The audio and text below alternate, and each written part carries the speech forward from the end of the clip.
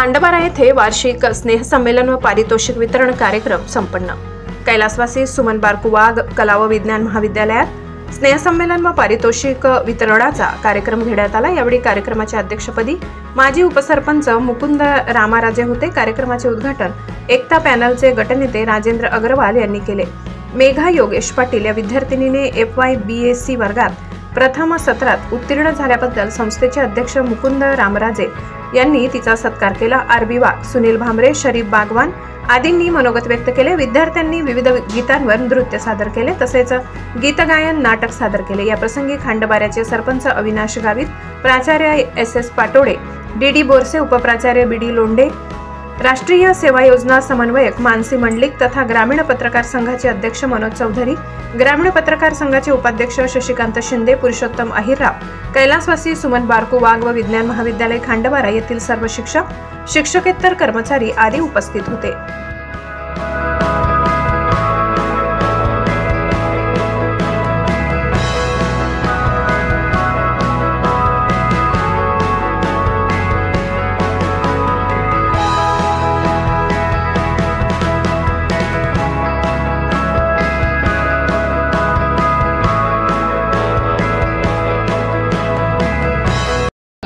महत्त्वाचा विषय आणि मान्यता मिळवण्याचं काम हे अतिशय जिकरीचं होतं।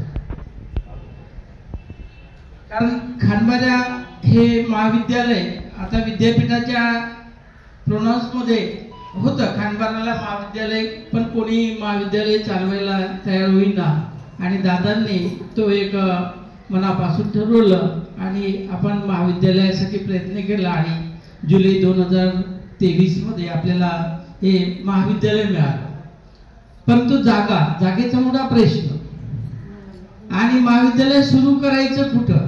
आम्ही मेंढीपाड्याला प्रथमतः जागा पाहिली पण महाविद्यालय कमिटीने त्याला नकार दिला। कारण मला वाटतं मेंढीपाड्याची जी इमारत होती ती आपल्या खांडबारा भागात येत नव्हती, म्हणून इमारतचा मोठा प्रश्न निर्माण झाला आणि आपल्याच गावाचे अतिशय ज्यांना आपण म्हणूया दाते आणि त्यांनी हा प्रश्न सोडवला आणि आज त्यांच्याच वास्तूमध्ये महाविद्यालय हे सुरू असून मी प्रथमतः त्यांचे अतिशय आम्ही हे संस्था त्यांची सदैव ऋणी राहील आणि राजू शेठ आम्हाला नेहमीच त्यांचा एक पाठीवर एक हात असतो।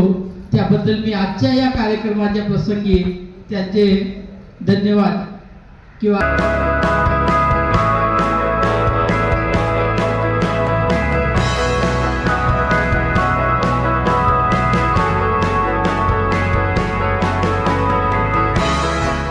पुरुषोत्तम अहिरराव, नजरबाज न्यूज, खांडबारा।